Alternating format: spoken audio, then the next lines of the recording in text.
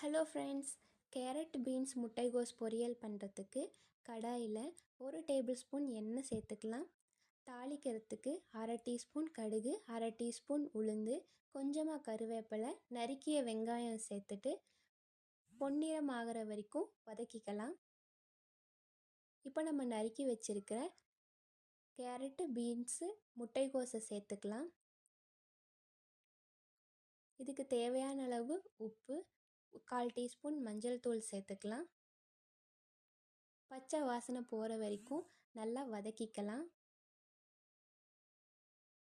இப்போ காய் 3/4 பதத்துக்கு மூழ்கி வர அளவுக்கு தண்ணி ஊற்றிட்டு ஒரு மூடியை போட்டு மூடி வச்சிடலாம்.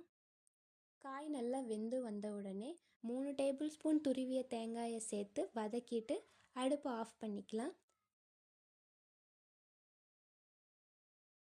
இப்போ ஆரோக்கியமான சுலபமான முட்டைகோஸ் கேரட் பீன்ஸ் பொரியல் ரெடி. நீங்களும் செஞ்சு பார்த்து கமெண்ட்டில் எப்படி இருக்குன்னு சொல்லுங்கள் ஃப்ரெண்ட்ஸ். பாய்.